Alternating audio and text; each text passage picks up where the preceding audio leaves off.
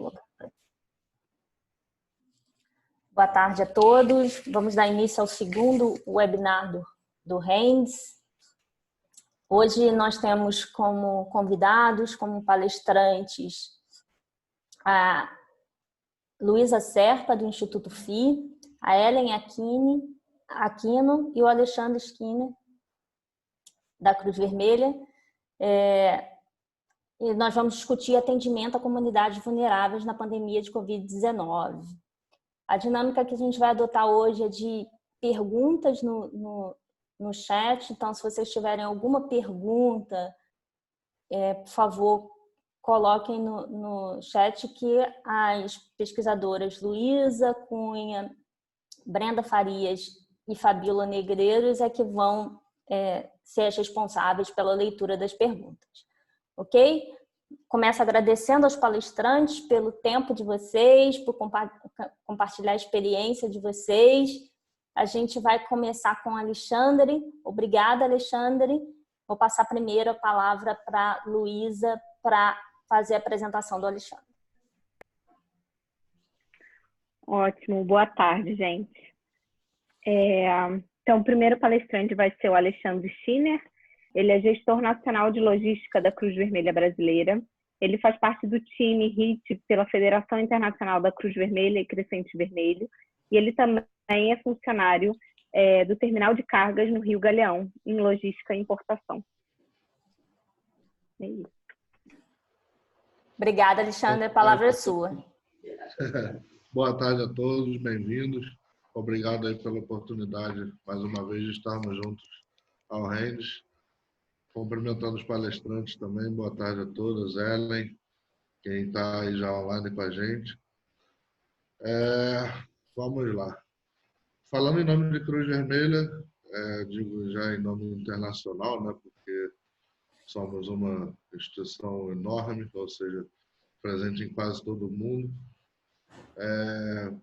De verdade, não esperava que a gente fosse algum dia aqui no Brasil passar por um sistema desse de epidemia, um controle completamente absoluto de saúde, uma coisa que a gente não estava acostumado por natureza a trabalhar, a gente vindo de vários desastres, como enchentes, terremotos, furacões, ciclones, coisas que a gente vê na TV e acha até comum, mas uma pandemia para a gente não era uma coisa esperada. Hoje a gente tem um trabalho muito massivo aqui, como responsável nacional, a gente toma conta do Brasil todo, obviamente. Então eu tenho 18 filiais estaduais que ficam no nosso braço aqui, onde a gente busca fortalecê-las com todos os tipos de donativos que a gente recebe diariamente.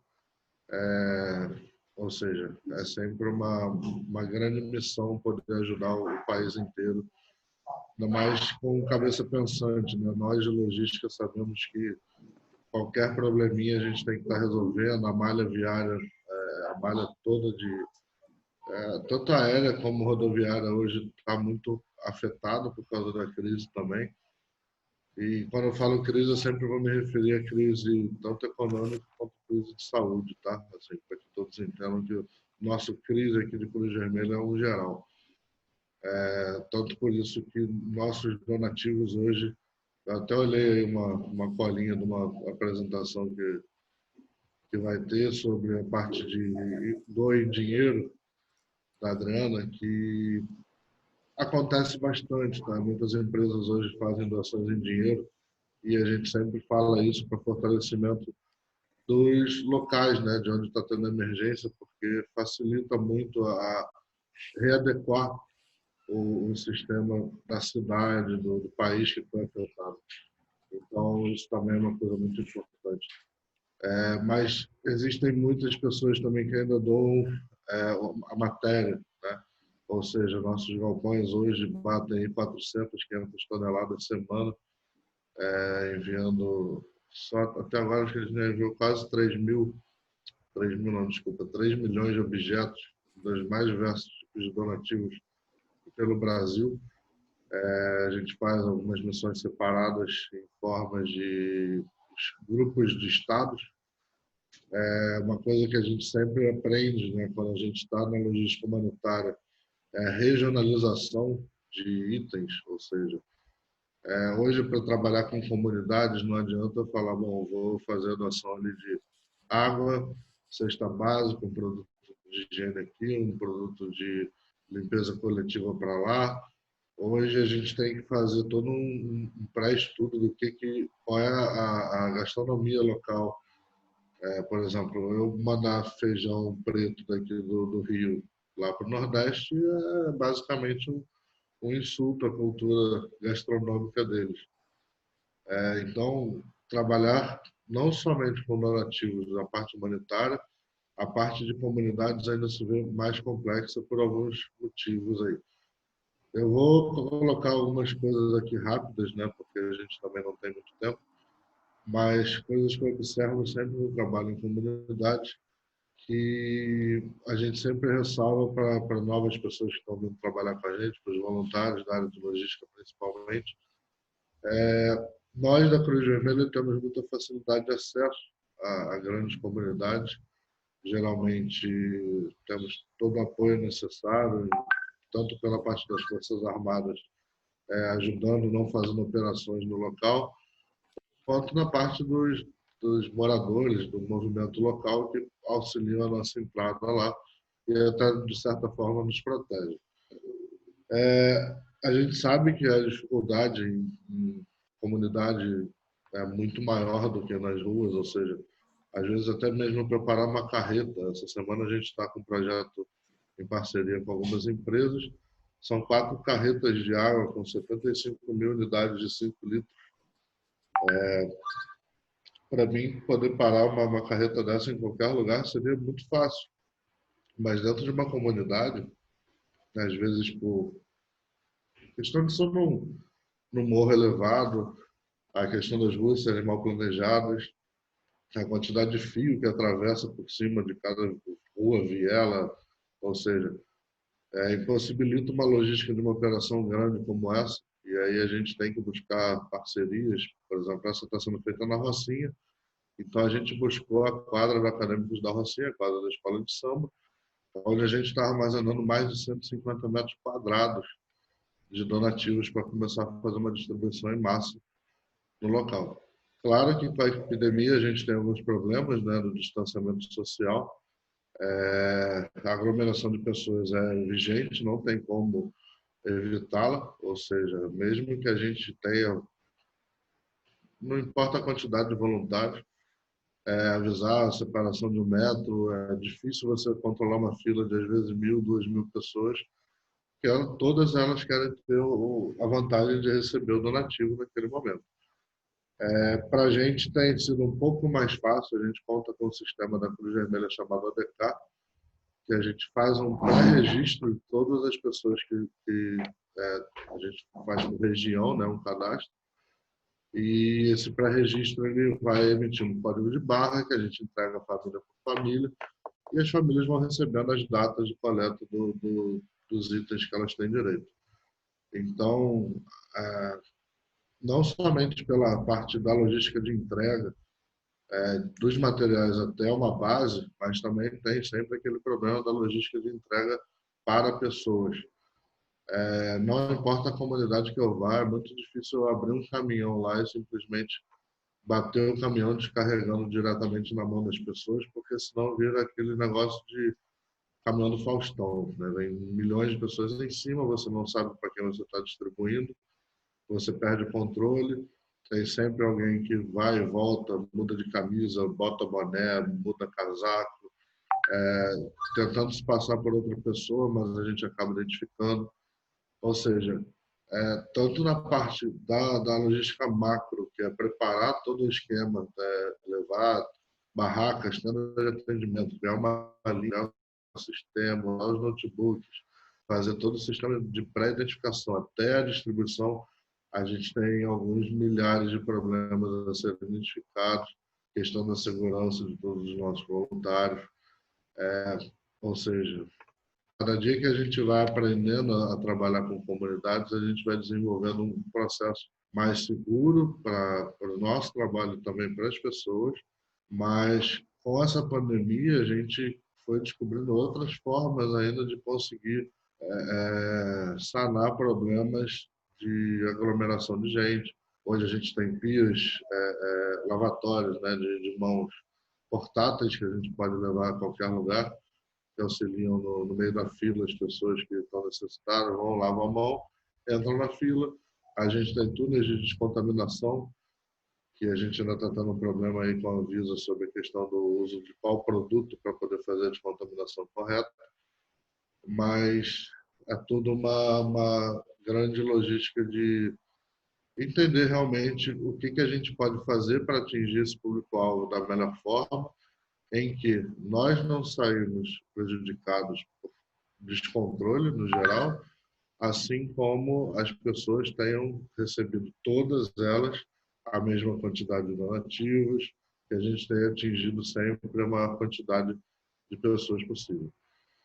Eu não estou controlando o meu tempo. Vocês têm alguém gerindo aí, por favor? Está no tempo Luiz? ainda, tranquilo. Ainda tem 7 minutos. Beleza. Então tá. Agora sim, falando como Federação da Cruz Vermelha, tá? Como a gente é de um órgão mais acima ainda, a federação hoje ela tem bons olhos para o Brasil, tá? A gente passou por um tempo aí quase cego, né? Porque o Brasil é difícil a gente ter alguma emergência tão grande como essa. Mas, enfim, todos os trabalhos que a gente tem feito aqui para com a comunidade, as comunidades em geral, a gente está trabalhando tanto na parte de apoio a todos os hospitais, UPAs, clínicas, centros médicos. São milhares e milhares de kits de EPI que estão sendo doados para todos os profissionais de saúde que estão em apoio à Cruz Vermelha, ou que não também, a gente chega em hospital e doa simplesmente por achar necessário. Mas também a gente vai atrás do aspecto econômico, que a gente sabe que muitas das pessoas que estão hoje aí presas em casa estão sem conseguir manter sua renda mensal, estão tendo necessidades básicas afetadas, as quais a gente está tentando suprir com o máximo de parceiros possíveis. Hoje, se vocês depois quiserem buscar o site da Cruz Vermelha, a gente tem uma gama de parceiros incrível, acho que é uma das maiores campanhas que a gente já teve em questão de quantitativo de parceiros. Eles estão fazendo doações tanto na parte financeira, como eu estava falando antes, para a gente correr atrás dos insumos, quanto pelos próprios insumos. Ou seja, hoje, para vocês terem uma ideia, meu estoque basicamente é material de higiene pessoal e limpeza coletiva. Eu tenho pouquíssima comida, eu tenho nada de água, ou seja, são doações feitas pontuais para alguns lugares específicos que os parceiros mesmo demandam. Hoje a gente está com esse processo da água e do Orpic, desinfetantes para Rocinha e Brasilândia, que são dois focos grandes e duas comunidades, as duas maiores, se eu não me engano, que a gente tem aqui de proximidade, Rocinha, Rio e Brasilândia em Sampa. E, fora isso, a gente também está trabalhando na questão social, né? Então, a gente tem profissionais aqui da Cruz Vermelha que estão rodando o Brasil todo, levando conscientização a alguns lugares, fazendo palestras educativas. Até chegou agora um carregamento de flyer aí, mais flyer para a gente, ensinando a como se portar com a questão do vírus, baixo contágio, alto contágio, quais são as soluções para teste. Infelizmente, hoje a gente tem uma testagem muito cara no Brasil, né? No Brasil e no mundo, porque o teste ainda está uma coisa muito cara. Espero que em breve a gente consiga estar atingindo uma gama da sociedade aí com testamento gratuito. Testamento ficou meio estranho. Com teste gratuito mesmo, de forma a poder auxiliar aí um pouco também as forças operacionais de saúde do Rio, porque todo mundo sabe que a gente está numa crise e que, por incrível que pareça, eu achei até que eu pessoalmente, tá, agora falando como Alexandre, eu achei que estaria muito pior. Ainda acho que possa piorar, mas enfim, a gente está num balanço mais não cai aí, tentando se segurar. Até queria dizer que eu não estou de máscara, porque não tem ninguém perto de mim, então usem máscara sempre que puderem, que acredito que a maioria das pessoas está em frente ao computador sozinho, então fica mais prático. Eu acho que eu vou pular para as perguntas, porque senão também eu vou ficar falando muito. E, enfim, o tema já não é uma coisa muito grande, então eu tenho que responder as perguntas de vocês aí, algumas dúvidas. Muito obrigada, Pessoal, Alexandre. claro. Excelentes considerações. Deixa eu começar fazendo uma pergunta, já que a palavra está comigo. Depois eu passo para a Luísa. Gostaria de saber como é que é o processo de coordenação com outras organizações. Você falou que está atendendo Perfeito. na Rocinha e tem outras comunidades, tem outros projetos que também atuam lá e estão atendendo a mesma população, né? Como é que vocês fazem esse tipo de coordenação para evitar a duplicação de esforços? Perfeitamente, vamos lá. Além da nossa gama de voluntários ser muito extensa, a gente já tem uma parceria cruzada efetivamente com os escoteiros, também nos apoiam em qualquer lugar, mas geralmente quando a gente vai atrás de alguma comunidade específica, a gente sempre busca as lideranças comunitárias. Agora a gente está com o pessoal da Favela Mais 10, Favela 10, que é o pessoal lá da Rocinha. E geralmente, como esses trabalhos são pontuais, ou seja, a gente tem uma operacionalização de mais ou menos, no máximo 6 meses, dependendo do lugar, a gente foca naquele contato específico, dali a gente vai conseguindo os parceiros regionais para poder fazer o trabalho específico. Bacana, obrigada. Luísa. Oi, Alexandre, a gente recebeu algumas perguntas aqui, eu vou fazer elas para você, para ver como que você responde. Então, a primeira dela foi do Marcelo, e ele pergunta como tratar as doações que não atendem às necessidades das comunidades. A exemplo, o feijão preto para o Nordeste, que você comentou. Então, essa questão, Marcelo, obrigado pela pergunta, é sempre bom auxiliar nesse tipo de situação. Quando a gente trabalha regionalização, mais especificamente essa questão do feijão, a gente simplesmente troca. Então, por exemplo, hoje eu estou fechando um recebimento de uma empresa lá de São Paulo que está enviando para a gente 63 toneladas de donativos do gênero alimentício. Nesse primeiro momento, como eu trabalho muito Sudeste, por ser baseado aqui no Sudeste, no Rio de Janeiro, eu tenho já a possibilidade de ter estoque de feijão preto maior. Então, quando um doador vem de fora, eu peço para ele o feijão carioca. E o feijão carioca ele é tanto consumido pelo carioca, né, assim, pelo Rio de Janeiro, quanto pelo São Paulo, quanto pelo Nordeste, quanto pelos outros países, ou seja, não que eu vá sempre fechar um parceiro a possibilidade dele me doar uma cesta básica pronta, que o mercado faça, não, a minha cesta básica é com feijão preto. Se eu enviar para o Nordeste, não digo que a pessoa não vá comer.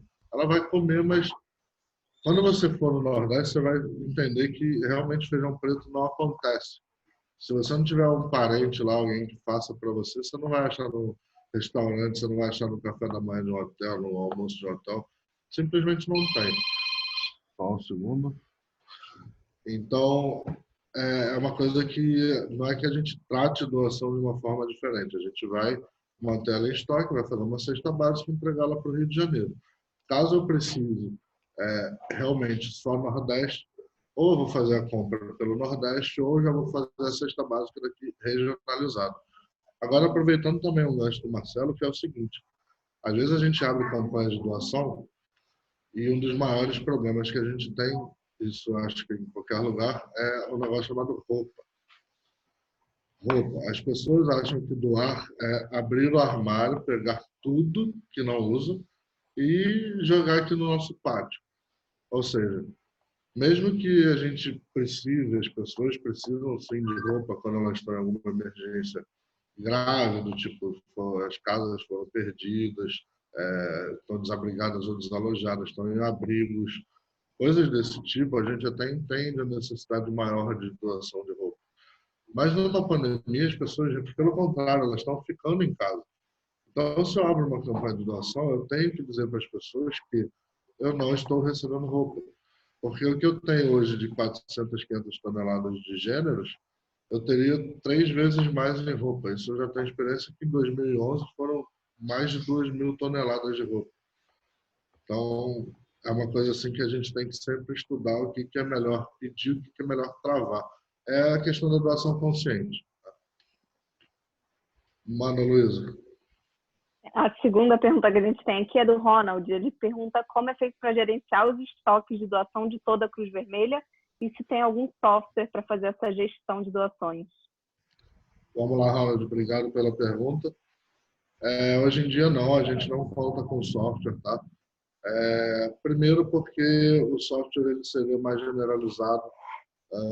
Como é que eu vou te falar isso? Como eu trabalho no Galeão também na questão de importação, eu estou muito acostumado com o sistema Mantra, que é um sistema de reconhecimento de códigos de barra, enfim.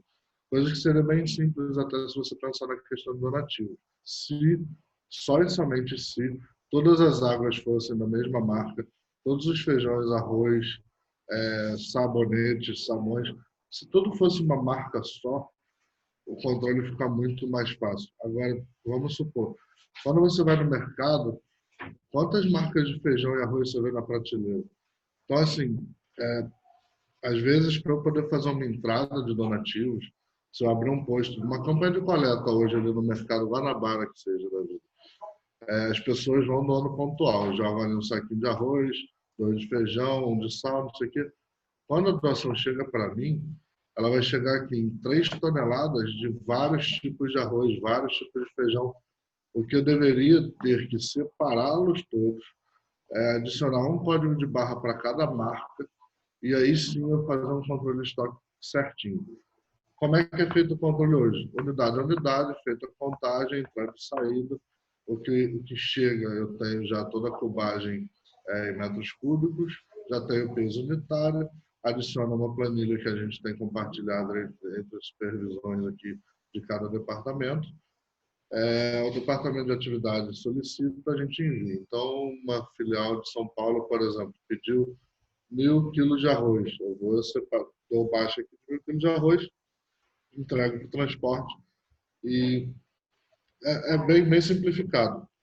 Claro que um sistema de controle ia ajudar na questão de impressão de relatórios e fiscalização de relatório final.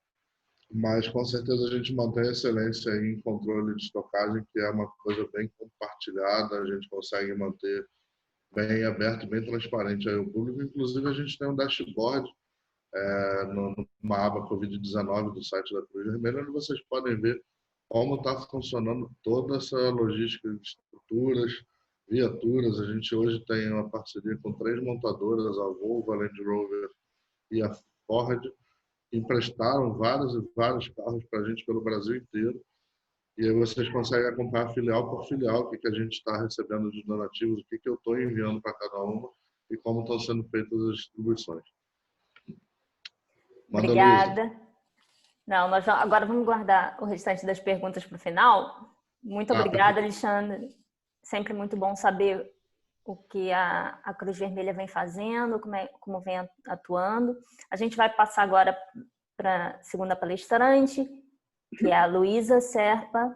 A doutoranda Fabíola Negreiros vai apresentá-la e aí, ao final, a gente retoma as perguntas. Boa tarde, Luísa. Então, a Luísa Serpa é publicitária e cofundadora do Instituto FI. Hoje, em 6 anos de existência, o Instituto FI já apoiou 576 projetos sociais, todos avaliados com base em solidez, transparência, potencial de impacto e qualidade de gestão. As doações vieram de cerca de 250 investidores e somatizaram aproximadamente 48 milhões, impactando a vida de mais de 800 mil brasileiros em situação de vulnerabilidade econômica. Obrigada, Luísa, e passo a palavra para você agora. Obrigada. Primeiro, de pedir desculpas pelo meu atraso, não consegui entrar por questões técnicas. Obrigada pelo convite, é um prazer dividir com vocês um pouco do que a gente está fazendo. Obrigada, Fabíola, pela apresentação. Esses números agora ficaram tão distantes da realidade, né? Nesses últimos, de março para cá, a gente vive um novo novo FI, um novo Instituto FI, mas contando um pouco do que é o Instituto FI, o que a gente tem feito. É uma organização sem fins lucrativos, né, que atua há 6 anos, fazendo ponte entre doadores e projetos sociais. Então, o FI não tem nenhum projeto próprio. A gente tenta encontrar novos doadores para projetos, ou melhorar ou qualificar essa doação do doador para um projeto social na causa que ele se identifica. Então, primeiro de tudo, a gente faz essa triagem, né? A gente checa a causa que o doador se interessa em ajudar, em apoiar, o problema que ele quer solucionar.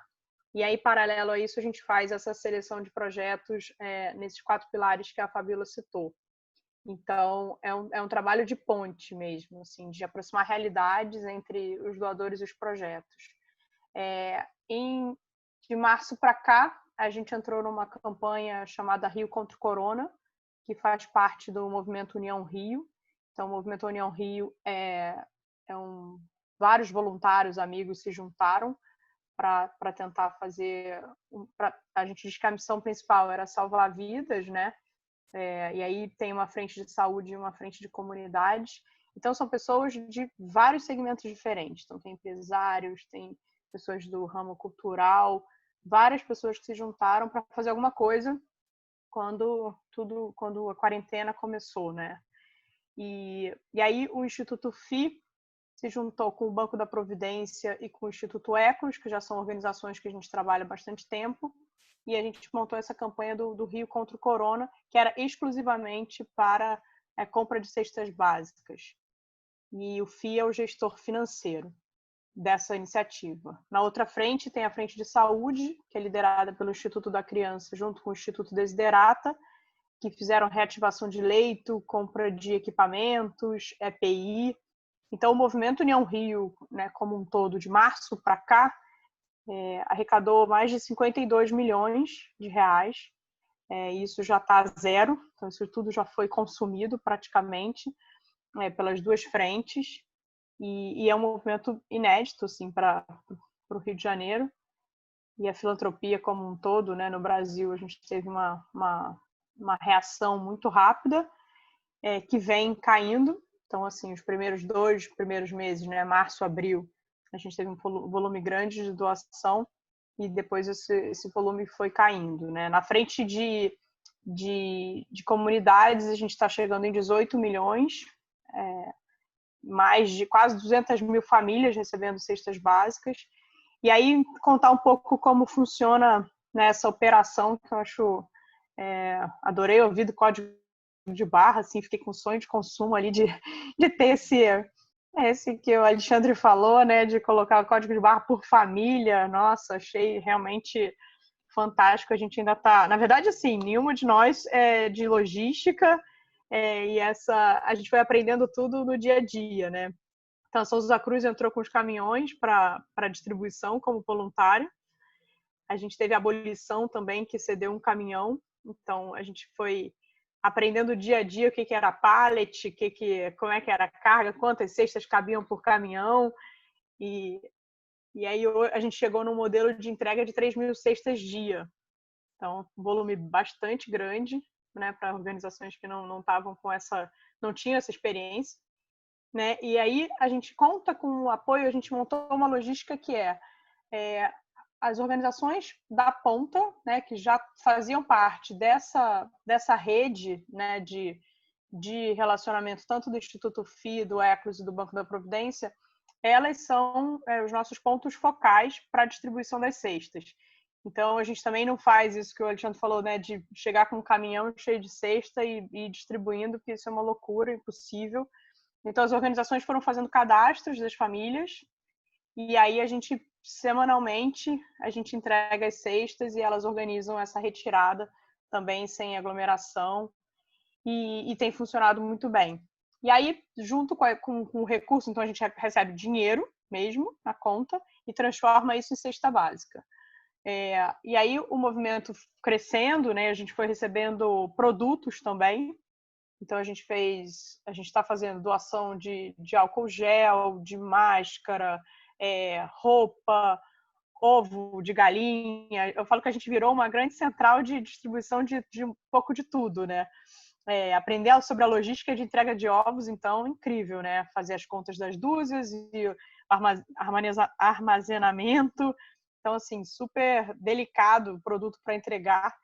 E aí a gente também entrega. Então, já teve ovo de Páscoa, tem ovo de galinha constantemente, tem material de limpeza, tem sabonete, tem álcool gel. Agora a gente está recebendo roupa infantil.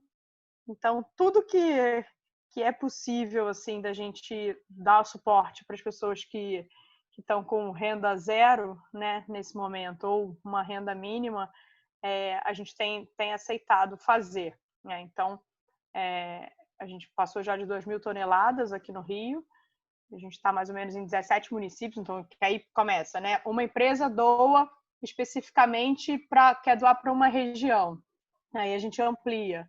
E assim tem sido o nosso movimento semana a semana. São reuniões com várias pessoas diferentes. Então, a gente foi criado uma governança desse movimento União Rio, bastante interessante como modelo de atuação social, né, aqui para o Rio. Então, a gente tem as reuniões de um comitê gestor para tomar as decisões dos encaminhamentos, todo mundo voluntário. Todas essas organizações também são voluntárias, então nem FI, nem ECOS, nem Instituto da Criança, está todo mundo cedendo, né, suas equipes e seu tempo para conseguir fazer com que o máximo de recursos chegue na ponta, se transforme em comida nesse momento. E aí, olhando um pouco assim os números de uma maneira geral, a gente é gotinha no oceano, né? Porque o tempo tem passado e a gente tem recebido cada vez mais solicitações de vários lugares diferentes, pessoas que conseguiram mobilizar de alguma forma. A gente recebeu essa semana, né, uma solicitação de Paquetá.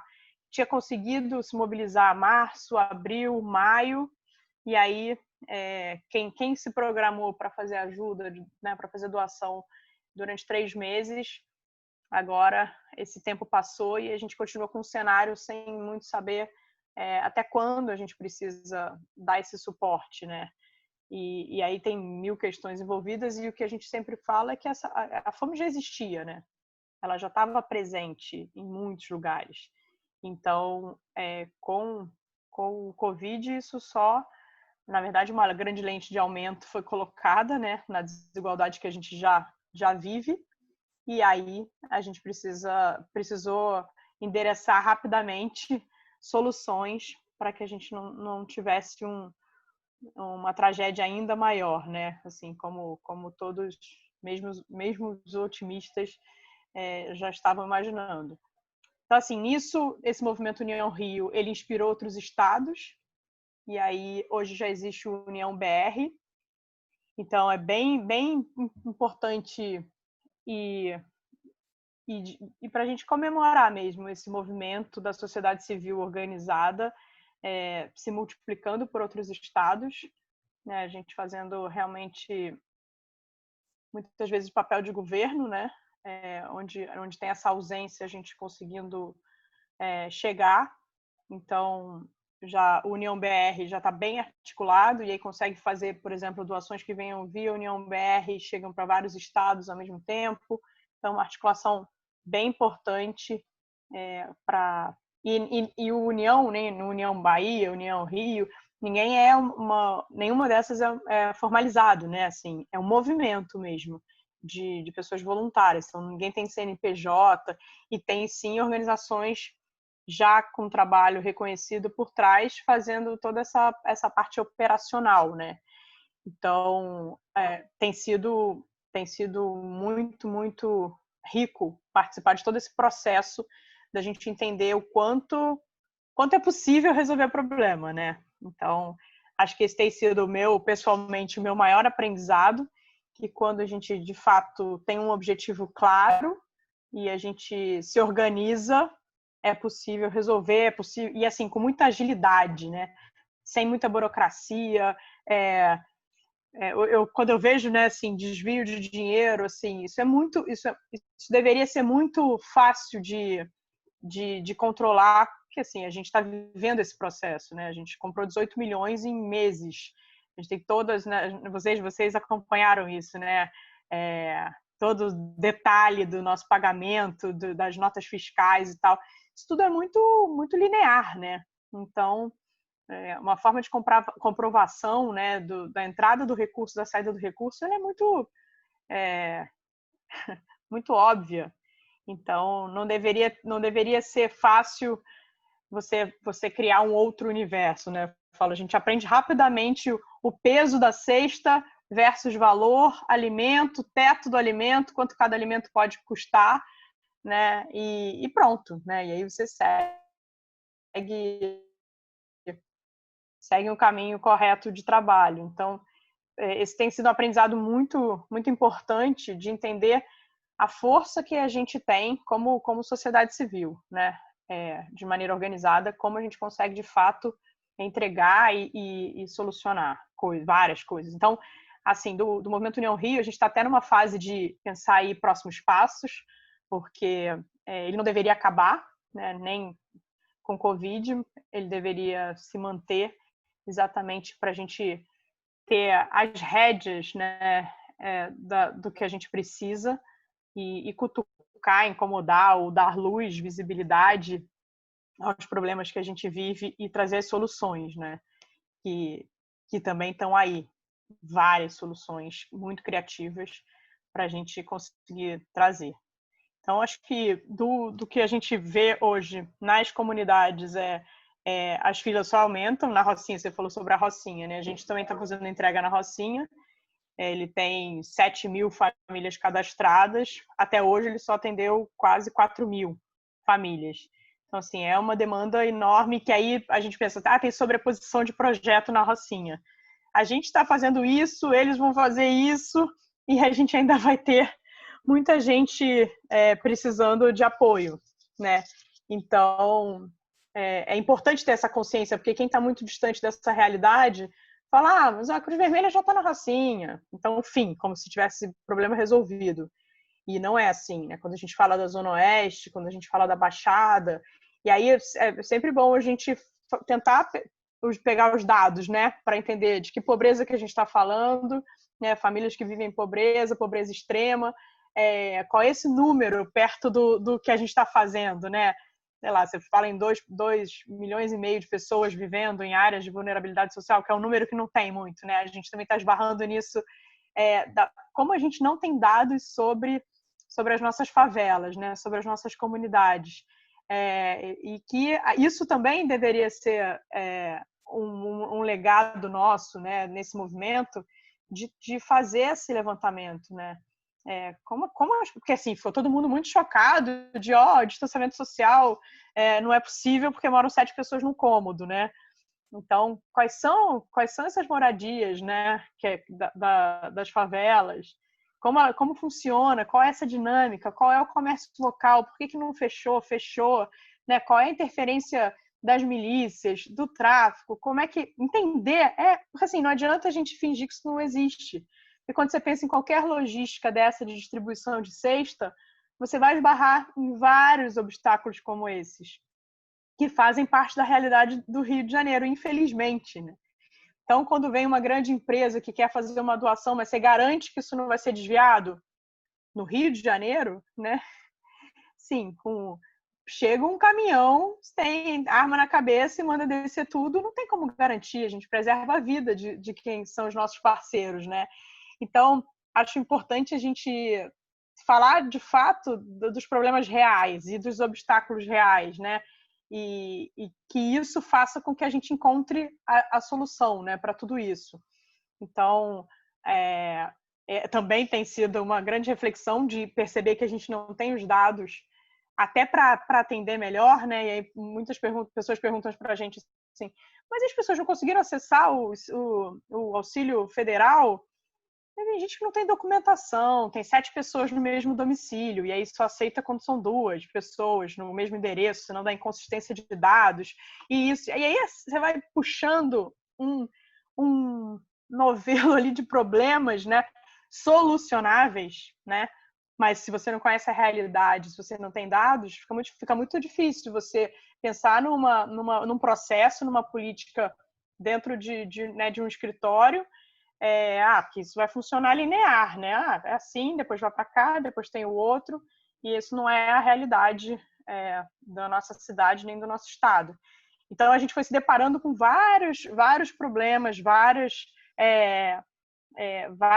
dificuldades que trouxeram à tona exatamente isso, assim, como a gente precisa conhecer a nossa cidade, o nosso estado, para a gente poder realmente começar a orientar as soluções, né?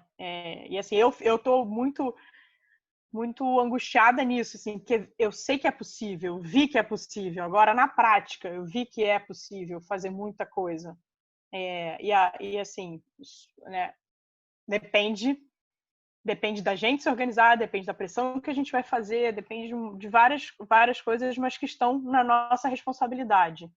Então, esse movimento tem sido realmente muito, muito rico, tanto de poder chegar para essas pessoas que não têm nada, né, histórias muito difíceis que a gente vive, os pedidos chegando a todo momento, e vendo as doações caindo. Então, assim, tem um misto de sentimentos realmente nesse momento que fazem a gente acreditar que com um trabalho correto, bem feito, em parceria, então não tem herói, sabe? Não tem uma pessoa com solução única. A gente tem realmente que unir forças, trocar, compartilhar metodologia. Um já avançou mais aqui, o outro ali. Como é que a gente faz e trabalha junto? Então, assim, tô muito nesse caminho, assim, do União Rio, né? De fazer união mesmo, cada vez mais fortalecida, clara, com objetivos claros para a solução de problemas. Também não controlei meu tempo, então já podemos ir para as perguntas. Obrigada, Luísa. É muito bom ouvir sobre o projeto que a gente vem acompanhando. O RENDS está trabalhando em parceria com o Instituto FI e a gente agradece mais uma vez pela confiança e pelo compartilhamento de dados. Como você falou, vocês mandaram a planilha, olha o que a gente está recebendo, olha como a gente está gastando e vamos tentar dar mais visibilidade, né, trabalhando em parceria mesmo para gerar relatórios. A Fabíola que está gerando os relatórios junto com a Raíssa, por isso que ela te apresentou aí. Então, vou passar agora. Antes de passar para a Fabíola, eu quero fazer uma primeira pergunta, que é, já que você falou que as doações agora estão caindo, né, assim que acontece um grande desastre, né, como é o caso de uma pandemia, a cobertura da mídia ajuda a atrair muita doação. Mas a necessidade já existia antes, né? E vai continuar existindo. E você disse, agora as doações estão caindo. E aí, como é que é feita a priorização das organizações que vão receber os recursos, já que vocês vão ter que ter algum critério de seleção com recursos mais escassos? Bom, a gente já teve essa avaliação e a primeira decisão foi reduzir quantidade por organização e não tirar nenhuma organização das entregas. Então, tem sido feito assim e a gente sempre com mantendo a meta de voltar a ter as 3.000 cestas dia, né? Então, a gente fez uma redução agora para 2.400 cestas por dia, que ainda é um número grande, e a gente já tem doação comprada até início de julho. Então, a gente tem trabalhado semana a semana. E aí, provavelmente, o próximo passo dessa decisão vão ser as áreas com uma vulnerabilidade social mais alta, se aqui vai ser possível comparar. Mas, assim, provavelmente vai ser o caminho, ou organizações que conseguem ter uma abrangência maior dessas áreas com IDH mais baixo, e aí a gente vai tentando usar os critérios que, assim, né, você tira daqui e põe ali, é aquela decisão mais cruel do mundo, né? Difícil mesmo. Eu continuo achando que a gente não vai precisar fazer isso, que a gente vai conseguir chegar até, sei lá, agosto, setembro, com esse volume, mas sou super otimista. Não, vão sim. Fabíola. Cada ligação que vem, entra uma doação, 240 mil, a gente fala, opa, mais um dia. 300 mil, um dia e meio, 2 dias. Então, assim, a gente está indo semana a semana. Tá certo. Fabíola, você tem aí as perguntas para a Luísa? Sim, tem assim. Adriana, antes de começar as perguntas, eu só queria ler o comentário do Ronaldo Aguiar, que ele diz assim: a página do Movimento União Rio guarda um espaço considerável para a transparência dos recursos aplicados e itens adquiridos. Parabéns. Então, vamos lá para as perguntas agora. A Paula Serino gostaria de saber qual é o critério de seleção das famílias. E se essas famílias recebem uma única vez, e no caso de famílias muito grandes, se elas podem receber mais de uma cesta. Sobre a transparência, no site do FII, a gente também já vai publicar as notas fiscais das compras. A gente também vai fazer uns links para as notas fiscais. Então, vai ficar um pouco mais ainda transparente, que a gente quer realmente fazer assim, entrou, saiu, para ficar bem redondo, e o termo de doação também das organizações que receberam as cestas, quantidade, e os termos já estão assinados da primeira leva, vai ter uma segunda leva e a gente coloca isso no ar também.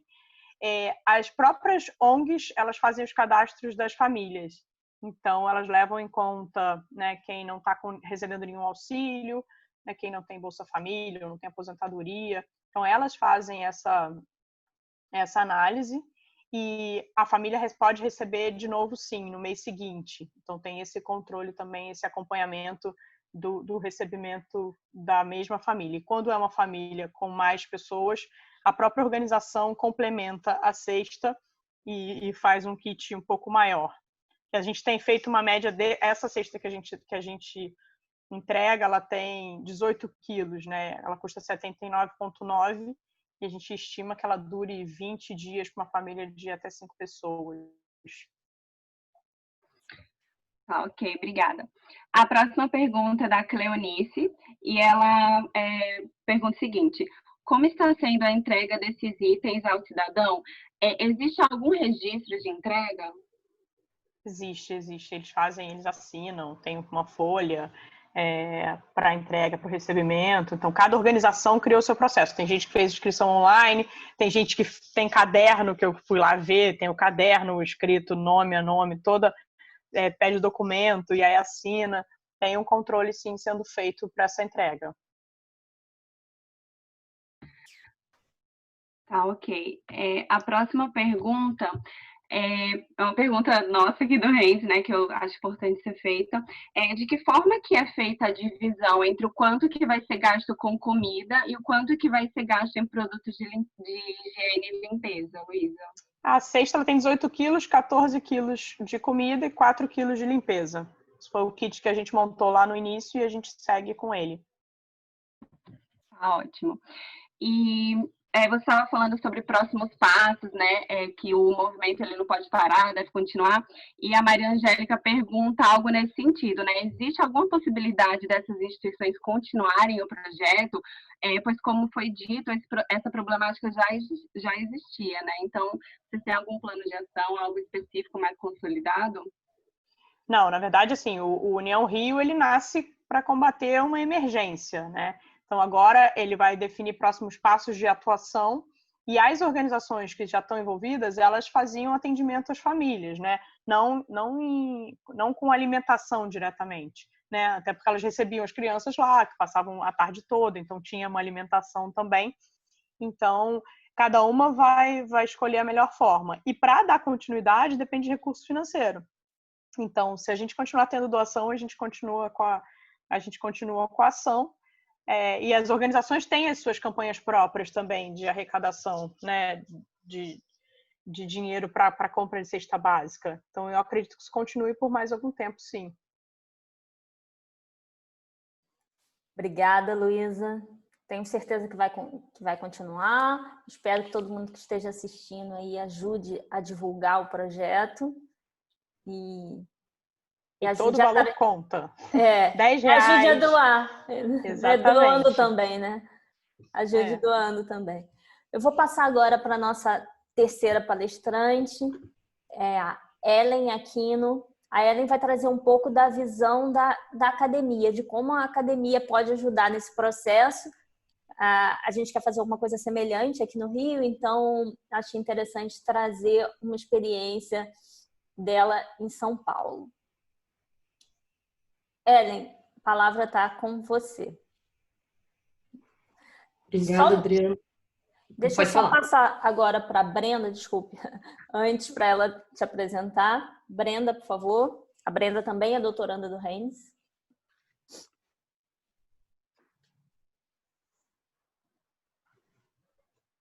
E Sociedade pela Universidade Federal de São Carlos. É graduada em Tecnologia da Informação e Comunicação pela Universidade Federal de Santa Catarina, com formação complementar em Engenharia Telemática pela Universidade de Alcalá da Espanha. Além de pesquisadora do programa de pós-graduação, ela também é associada ao Instituto de Tecnologia e Equidade, tendo como ênfase os estudos em assuntos como algoritmos, filosofia da tecnologia, democracia digital e dinâmica de sistemas. E, além disso, também é Quality Assurance na 3778.carry. Obrigada, Ellen, pela sua participação aqui com a gente. Agora, passo a palavra para você. Obrigada, Brenda. Obrigada, Adriana, pelo convite. Acho que é importante, acima de tudo, a gente ter um diálogo como esse, né? E obrigado por dividir esse espaço também com a Luísa e o Alexandre. Eu vou compartilhar a minha tela, tem uma rápida apresentação.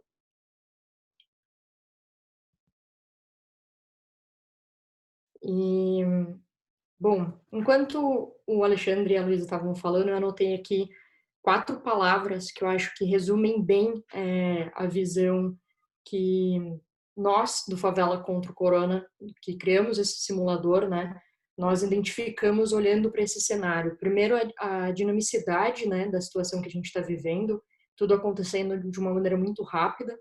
Segundo, a necessidade da gente olhar com uma lente de aumento para algumas realidades, a agilidade de corresponder a essas realidades e, mais do que isso, a complexidade. A gente está falando de comunidades que já possuem uma natureza complexa quando a gente vai olhar para saneamento, quando a gente vai olhar para desenvolvimento urbano, logística. Então, quando nós olhamos a partir da academia, a gente começa a ver a necessidade de se aprofundar um pouco sobre esses cenários, né? E como que surgiu o Favela contra o Coronavírus na ideia de um simulador? É uma iniciativa totalmente orgânica e voluntária, criada por diversos pesquisadores e consultores. Ao total somos 19. A partir desses 19, um grupo de 6 pessoas começaram a trabalhar mais assiduamente. A gente desenvolveu esse simulador em código aberto, então todo mundo poderia alterar, trabalhar em cima do simulador. E por que o simulador, né? Eu acho que a gente, quando vê essas realidades, essa complexidade, essa necessidade de uma resposta rápida, a gente precisa entender também que a ciência ela tem um papel importante nisso. Ela tem um papel importante de auxiliar quando uma ONG vai cobrar o governo ou vai tomar medidas de ação para uma população, a ciência é capaz de ajudar, principalmente com dados. Então, a gente queria olhar para esses dados e entender como é que eu consigo ter uma resposta rápida e de uma maneira mais efetiva. Então, a gente criou esse simulador, desenvolveu esse simulador em 20 dias e o cenário foi entender primeiro o Rio de Janeiro.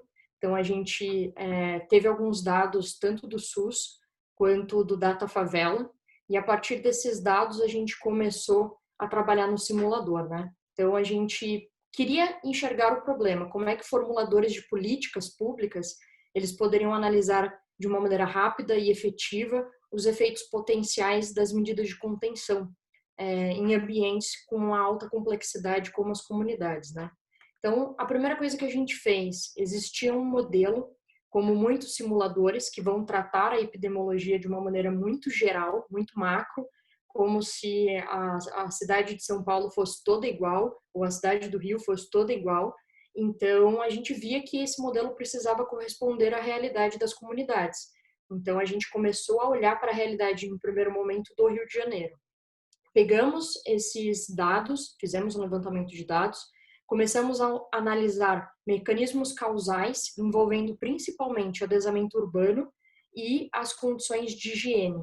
E a gente foi construindo uma melhoria desse simulador para que atendesse efetivamente a realidade do Rio. Então, a gente sabe que existiram necessidades de alteração nessa simulação. Por exemplo, a gente precisou considerar o esgoto como uma proxy de higiene, porque no modelo macro ele não era considerado. Ou então a gente considerar que por metro quadrado a gente tem uma população muito diferente da população urbana, né? Então a gente precisava considerar essas realidades de logística, arquitetura, adesamento, higiene, esgoto, enfim, esses problemas que fazem parte das comunidades, né? Então, aqui a gente seguiu algumas premissas, eu não vou entrar com muito detalhe as premissas do modelo, mas quem quiser, eu peço para a Adriana disponibilizar depois essa apresentação. Mas seguindo alguns padrões, né, número de contágio, a rede de infecção que ela poderia ter por dia, dias com sintoma, dias sem sintomas, sintomas leves, graves, enfim, foram uma série de dados utilizados nessa simulação para corresponder em um cenário otimista e em um cenário pessimista, qual chegaria a ser a nossa realidade. Quais foram as principais medidas que o simulador se preocupou? A gente queria olhar para a realidade de algumas ONGs que elas já estavam olhando e falando assim, poxa, como é que eu posso agir dentro da minha comunidade? O que é mais efetivo? Eu realocar pessoas, eu utilizar máscaras, eu dar um subsídio de higiene. Então, a gente começou a olhar para essas 7 dimensões, tanto a remoção temporária para espaços públicos, quanto para a hotelaria, subsídios de insumo e higiene, a renda básica para a compra desses produtos, estruturas emergenciais de saneamento, a expansão e disponibilidade de UTI leitos dias, quando a gente está falando aqui já do aspecto SUS, né? E o uso de máscara. Ellen, deixa eu só te interromper, eu acho que não está passando os slides, pelo menos não para mim aqui, está parado no primeiro. Está parado no primeiro? Deixa eu vou compartilhar aqui. Isso. Esse agora foi. Agora sim. Tá, beleza. Então, a gente procurou olhar para essas medidas, né? Remoção, subsídio de higiene, a renda básica, estruturas emergenciais de saneamento, expansão da disponibilidade de UTI e uso de máscaras de proteção facial. Em especial, essa última, a gente viu que existe uma potencialidade muito boa quando combinada com os demais fatores, né? Então, o nosso simulador, ele se baseia muito nessas medidas, para entender como é que se comportaria olhar para essas ações dentro de uma comunidade. Para quem quiser conhecer o simulador, favelascontracorona.com.br. Eu vou até abrir aqui para vocês, só para vocês terem uma visão rápida do simulador. Essa carinha do simulador, você pode simular, qualquer pessoa pode simular, tendo poucos dados, algumas informações. Aqui na primeira página a gente deixa o simulador do Rio com os dados que nós coletamos, mas a gente viu também uma segunda necessidade. O Rio, quando a gente vai falar das comunidades do Rio e das comunidades de São Paulo, elas têm diferenças entre si. Então a gente precisava também ter a possibilidade de outras pessoas simularem de acordo com a sua comunidade, tendo seus dados, né? Então a gente criou um segundo simulador, onde a pessoa tendo pequenas informações, população, percentual de favela, números de UTI, respiradores, percentual de saneamento, ela consegue simular para a realidade dela, né? Isso também entendendo que as comunidades, muitas vezes, algumas comunidades, elas se adequam a pequenas cidades do Brasil. Então, tem muitas similaridades que podem ser consideradas. Além disso, você pode simular aqui combinando aquelas 7 medidas. Então, por exemplo, se a gente tiver um percentual de 50% de transferência de pessoas, mais um efeito de subsídio de insumo, de higiene, aumento de UTI, a gente consegue ir simulando esses fatores para a gente ter uma ideia. Qual que seria a minha fila de UTI? Qual que seria o número de pessoas que eu conseguiria salvar combinando esses fatores, né? Conseguem ver minha apresentação? Sim, perfeito. Beleza. Quer dizer, você voltou para a apresentação agora? Não, aí você tem que parar de compartilhar. Estamos vendo ainda o site. Então, vamos Voltar. Então, a gente... Agora sim. Show. Então, a gente conseguiu estabelecer algumas estratégias prévias, né? Se eu não tomar nenhuma medida, a gente chega a ter mais ou menos uma possibilidade de 33 dias de SUS sem uma UTI disponível. Se a gente tomar minimamente algumas medidas de estratégia, a gente consegue salvar até 14 mil pessoas. Então, combinar esses fatores e olhar para essas dimensões é também uma forma da gente cobrar medidas mais sérias em relação ao governo, né? Ao governo, às secretarias, a gente consegue olhar e falar assim, olha, por que essas medidas combinadas elas não estão acontecendo como deveriam acontecer? Então é uma força maior e assim uma força também para as ONGs, para demais instituições que gostariam de trabalhar onde elas precisariam atuar, né? Qual que é o maior fator que faria diferença ou como agir nesse momento dentro das comunidades. Então a gente teria mais ou menos esse cenário, né? Não agir em nenhuma hipótese poderia nos levar de 30 a 40 dias sem disponibilidade de UTI leito dentro do Rio de Janeiro e tomando algumas medidas maiores, a gente conseguiria salvar ali cerca de 14 a 15 mil vidas, o que é um número significativo e importante, né? Acho que é necessário e importante lembrar. A gente sabe que o nosso trabalho ele tem algumas limitações, a gente está trabalhando nessas questões futuras, a gente precisa aumentar ainda algumas robustez dessas dimensões, precisa entender se existe mais dimensões e como trabalhar esses dados. Acho que uma coisa que a Luísa comentou e que é importante, a gente tem uma dificuldade de acesso a dados dentro dessas comunidades, então a gente trabalhar com essa possibilidade nos ajuda a melhorar também o nosso simulador e a gente está caminhando para esses passos futuros para a gente melhorar e talvez tornar o simulador como uma ferramenta não só apenas no contexto da pandemia, mas em outros contextos de ações dentro dessas comunidades, né? O que a gente olha dentro desse aspecto e desse cenário, enquanto grupo, é que não existe uma bala prata, não existe uma coisa que vai resolver, não existe uma coisa que vai sanar, né, essa situação que a gente está vivendo. Mas a combinação potencial de todos esses fatores nos levam a ter uma força muito maior.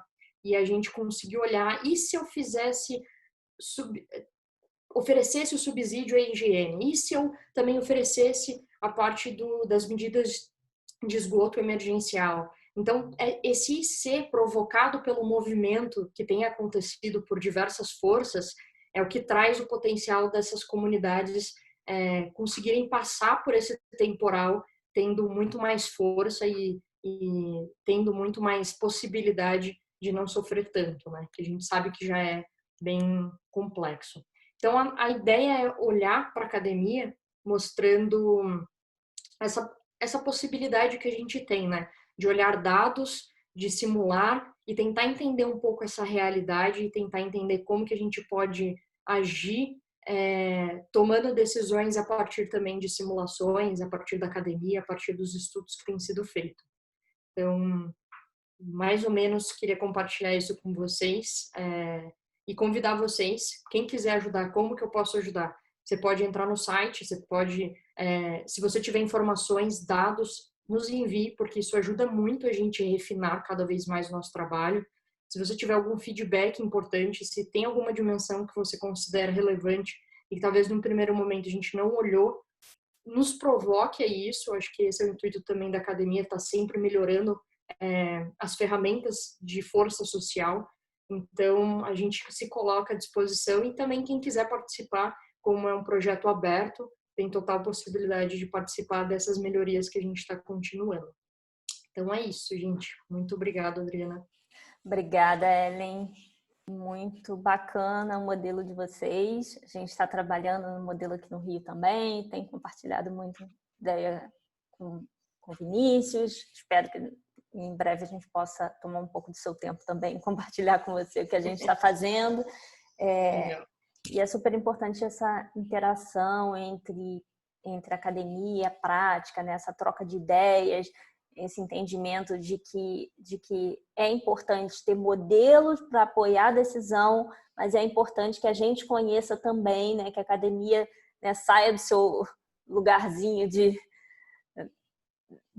seu lugar seguro e entenda melhor o que está sendo feito na realidade, porque às vezes a gente foge muito da realidade de uma determinada região. Não estou dizendo que isso também não é importante, porque eu considero que isso é fazer ciência, né? Às vezes a gente dá um passo à frente em coisas que não existem ainda, para jogar luz para o futuro, né? Então, eu acho que as duas coisas são importantes, mas no momento em que a gente vive uma pandemia, uma situação como essa, em que a gente precisa de soluções ágeis, a interação entre academia e prática se torna ainda mais importante. Vou passar agora para a Brenda, para a leitura das perguntas, para a Ellen. Oi, Ellen. Bom, antes das perguntas, eu queria fazer aqui um comentário que a Cleonice colocou. Ela disse que no IFC de Camboriú, no curso técnico em Proteção e Defesa Civil, eles desenvolveram um sistema para monitoramento da pandemia e para utilizar em outros eventos adversos. Ela agradeceu pelo compartilhamento e disse que vão analisar para juntar esforços. Então, aí pode surgir uma parceria, né? Muito legal. Com certeza. Bom, então a primeira pergunta é da Luísa. Ela pergunta se os dados utilizados no modelo vieram todos de sites abertos ou algum deles foram retirados da literatura acadêmica. A gente teve uma combinação. Quando a gente olhou para o aspecto mais das comunidades, da realidade no Rio de Janeiro, foram mais relacionados a dados abertos. Mas quando a gente olhou para a realidade da pandemia como um todo, a gente teve que utilizar o recurso de informações mais acadêmicas, principalmente de cenários que a gente viu que aconteceram em outros países, a respeito da média de tempo dentro dos sintomas, média de tempo de internação, UTI. Então, essas informações mais relacionadas à saúde, dentro do modelo, foram mais acadêmicas, e a realidade do Rio foi mais voltado tanto ao Data Favela quanto a dados do SUS. Obrigada, Ellen. A segunda pergunta é minha. Eu queria saber se aquelas dimensões que você mostrou, aquelas 7 dimensões do modelo, se elas foram pensadas em conjunto com outras organizações ou foi realmente vocês analisando o que já existia na literatura, enfim. Legal. Eu vou fazer um passo atrás só para comentar com vocês o quanto é importante, às vezes, ter uma necessidade e também mostrar essa necessidade para a academia. Existe um coletivo, né, dentro do Rio, que é o Favela contra o contra o coronavírus, que ele é um coletivo mais de informação. E ele nos provocou, e daí surgiu mesmo o nascimento desse grupo, ele nos provocou a entender quais eram as medidas que ele deveria divulgar como medidas para as pessoas terem mais cuidado, ou medidas para levantar recursos, medidas para também ter um posicionamento das comunidades em enfrentamento às medidas públicas, né, do governo. E aí, a partir disso, de algumas medidas que foi levantado por esse grupo, a gente fez uma análise e levantou outras, e a gente fez como se fosse um match, né, vendo tanto a parte das pesquisas quanto essas medidas reais levantadas por esse movimento. E aí, a partir disso, a gente viu a necessidade de olhar para essas 7 primeiras dimensões. Algumas dimensões a gente teve a dificuldade, e por isso que elas não aparecem, de encontrar informações sólidas.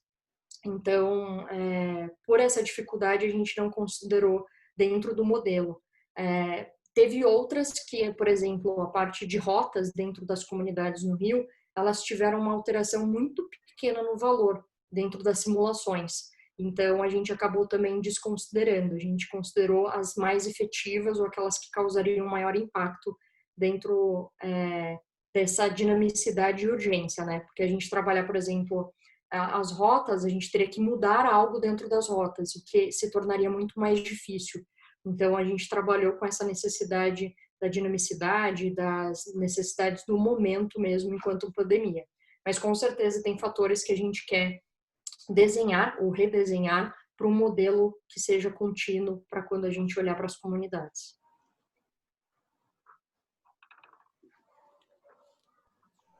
Temos tempo para mais uma ou a gente parte para as discussões, Adriana? Temos tempo para mais uma, da Ingrid aí. Então, a gente tem uma pergunta da Ingrid, que é como os resultados do simulador estão sendo discutidos com os stakeholders? É importante.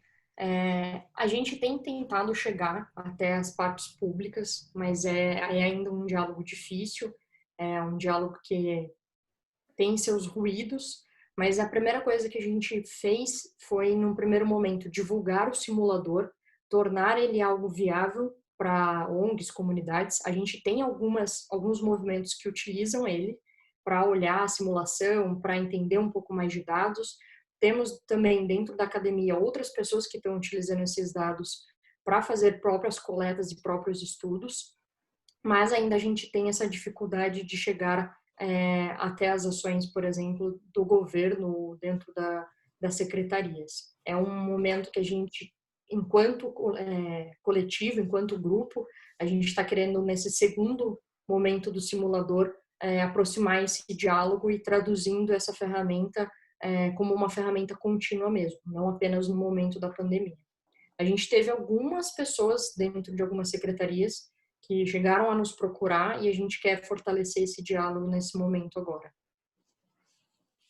Obrigada, Ellen. Excelentes considerações.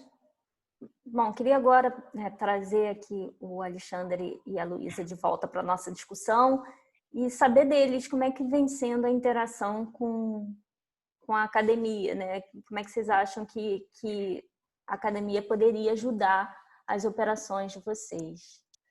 Quer começar, Alexandre? Vamos lá. Obrigado aí pela aula, Luísa e Ellen. Claro que todos nós batalhando pela mesma coisa, a gente acaba aprendendo um com o outro. Parece que a gente faz a mesma linha, mas a mesma linha ainda tem muita ramificação. Então, cada palavra para a gente é um aprendizado. Ellen, já queria dizer que a Cruz Vermelha está aberta para a gente poder utilizar esse simulador junto com vocês e ser uma porta, um caminho justamente para o governo. Afinal, a gente tem muita abertura com eles. Isso para o Brasil inteiro, quiçá até a Federação Mundial da Cruz Vermelha Internacional, a gente já pode conversar sobre isso. Isso é um assunto bem interessante. Claro, no Brasil a gente consegue ainda fazer ponderações, algumas diretrizes, mas você vê que tem Cruz Vermelha aí no mundo que sofre muito mais com atendimento a comunidades, que com certeza ia usar a ferramenta de vocês com excelência, maestria braba, assim. Eu estava aqui pensando, cara, quantas coisas ia ajudar, facilitar, enfim. Luísa também, você falou sobre a questão do código de barra para poder fazer cadastro de família. Vamos depois sentar para conversar como é que a gente pode se ajudar. Você com cesta básica, principalmente, a gente também tem muita porta. É óbvio que a gente vive procurando parceiros, mas aproveitando aqui já o ensejo de todo esse pessoal que está junto, as perguntas são todas pertinentes ao assunto. Ou seja, eu vejo que, não sei dizer quantas pessoas tem online aqui, mas acredito que todas elas têm o mesmo entendimento, se não buscam esse conhecimento da logística humanitária, que é muito importante. E acredito que todos nós aqui mesmo, esse grupo inteiro, conseguiria se juntar para fazer um trabalho incrível. A Adriana já sempre tomando a frente aí junto com o Ren, chamando os crânios da logística humanitária. Acho que juntar com a academia, juntar com outros parceiros, juntar com quem a gente puder, a logística sempre precisa de engrenagem. Então, quanto mais engrenagem a gente botar nessa máquina, mais a gente funciona. E sempre juntos, né? Então, eu deixo a Cruz Vermelha aberta a qualquer um de vocês. Vamos marcar reunião, vamos sentar e conversar, ou fazer mais videochamadas, enfim, responder mais as dúvidas, até mesmo da sociedade, porque é o que está todo mundo falando, todo mundo perguntando. A questão de como os resultados estão sendo discutidos, como as pessoas estão vendo, como a gente consegue prestar contas disso tudo. Difícil mas a gente tem conseguido trabalhar esse tipo de situação, porque já foram problemas passados que a gente tem que sanar para poder seguir em frente. Hoje a gente vê muitos jovens aí, né, trabalhando nessa frente. Não é uma matéria muito antiga, né? A gente não tem muitas pessoas de logística humanitária no mundo. Digo isso até por experiência da própria Cruz Vermelha, que somos poucos profissionais pelo mundo. E, bom, agradecer mais uma vez aí, dizer, Adriana, que a gente já está pronto para receber todo mundo. Vamos criar essa engrenagem maior aí, vamos se juntar, vamos criar um sistema bom para que todos possam utilizar e todos terem controle, gestão e eficiência. Olha lá, hein, Alexandre, eu mando, se eu falar para os meus alunos, vamos lá, vai todo mundo para a Cruz Vermelha e vai chover gente aí. Nossa. Olha, eu vou te falar que hoje a gente tem dificuldade de estar com voluntário, não pela questão do braço, mas pela questão da própria Covid. As pessoas estão com medo. Antigamente a gente tinha 500 voluntários por dia aqui para bater caminhão, descarregar caminhão com a gente. Hoje a gente, às vezes, até tem que contratar mão de obra para isso. Mas quem quiser vir aprender, quem quiser vir conhecer o dia a dia, as portas estão totalmente abertas para conhecer a nossa estrutura, ver como é que a logística aqui funciona, aprender passo a passo do que a gente está fazendo, como funciona para ser internacional, como é todo o sistema da Cruz Vermelha em si. A gente tem cursos de formação também, que depois seria interessante que a gente marcasse uma data com quem tivesse interesse, para conhecer toda a estrutura da Cruz Vermelha, parte da federação, todos os hubs de logística que a gente tem aí pelo mundo, como a gente faz procedimentos de compras internacionais, todos os apoios que a gente tem no mundo inteiro. Obrigada, Alexandre. Luísa, como é que você acha que pode ser a interação com a academia? Como é que poderia ajudar mais aí? Fiquei louca vendo esse da Ellen aí, o simulador de tipo, vamos turbinar esse simulador para a gente poder ter num lugar só um monte de resposta. Eu acho que a academia tem que ouvir essas perguntas que a gente tem, né, as dúvidas que a gente tem, para agir, para direcionar, no nosso caso, né, os recursos filantrópicos em lugares mais que a gente consiga ter um impacto maior. Então, acho que isso, a academia ajuda muito. Assim, agora, muita gente vem procurando a gente para pensar em geração de renda. Quais são os projetos mais eficientes para geração de renda? Né? E aí, isso tudo precisa pensar, né? Precisa ter dados e ter um embasamento, né, de resultados concretos para falar, olha, bota 10 milhões aqui, que daqui a X tempos a gente vai ter um outro cenário. Ou vamos pegar uma região, né, e atacar em todas as frentes. Saúde, educação, saneamento, cultura. E aí vamos ver daqui a X tempos como é que esse lugar fica para virar um modelo. Então, eu acho que estar mais próximo de quem está na ponta pode trazer mil questões para a academia resolver, solucionar, orientar. Então, a gente também está super à disposição desses seus alunos todos aí, porque quanto mais a gente tiver essa teoria mesmo, junto com a prática, eu acho que todo mundo ganha. Então, estamos super abertos. E eu antes não, eu era muito da prática, Luísa, né? Sou zero acadêmica. E agora, com essa pandemia, mais do que nunca, eu fico sedenta por dados e informações para poder para tomada de decisão mais correta quando o recurso então está escasso. Isso é fundamental, assim, que você consiga orientar da melhor maneira. Então, realmente, quero muito conhecer mais da Cruz Vermelha, e a gente realmente acho que tem que continuar fazendo esses encontros, essas trocas, para ir potencializando o que já está sendo feito, para não criar nada novo, de novo, entendeu? Paralelo. Então, assim, é somar e ter um lugar só. O que eu sempre quis fazer era ter uma plataforma de dados sobre as favelas, né? Brasil. Porque várias pessoas falam, mas interior... O Brasil é continental, né? Então, assim, não dá para você trazer uma verdade única sobre pobreza, que a gente tem pobrezas de várias maneiras nesse país.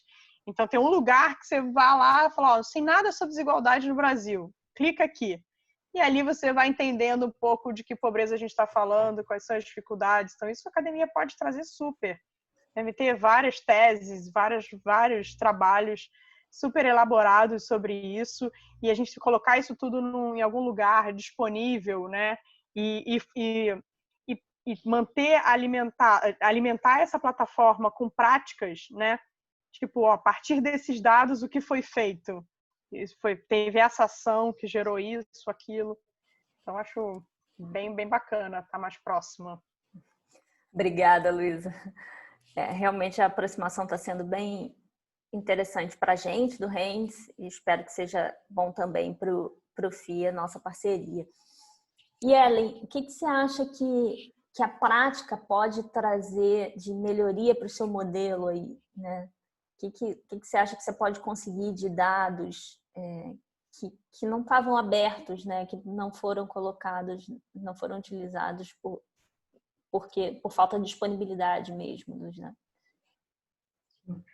Eu acho que, em primeiro momento, né? Acho que você mencionou bem a academia quebrar um pouco a barreira e ir para a realidade. Porque a realidade também é feita de ciência, informação e dados que às vezes a gente se mata para tentar procurar e tem alguém que já está ali desenvolvendo esses dados e tem há um bom tempo informações e que a gente não chega até essa pessoa, né? Então, eu acho que fazer esse movimento, olhar, por exemplo, a Cruz Vermelha, que já tem anos de ação dentro de comunidades, ou olhar para o Instituto FI, que tem trabalhado muito nessa linha da transparência, nossa, isso é colher informações que com certeza alimentam a ciência e nos faz reperguntar qual é o olhar que a gente realmente tem que dar para aquilo, né?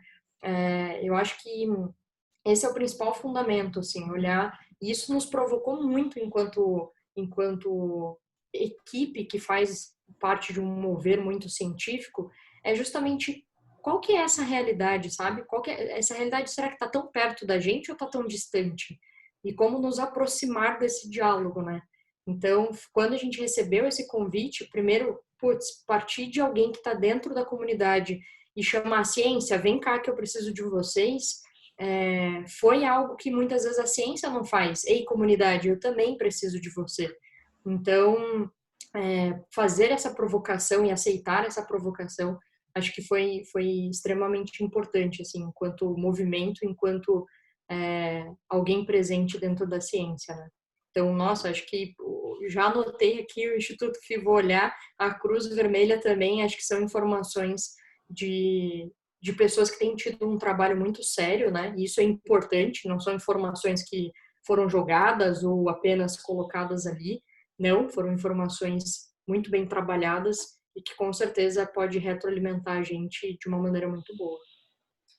Obrigada, Ellen. Bom, não nos restou muito tempo para perguntas. A gente sempre fica naquela de tem que ser mais tempo de webinar, mas aí fica muito cansativo para muita gente. Então, eu acho que a gente precisa de mais encontros. É isso que eu tirei de lição desses webinars que a gente teve esse período.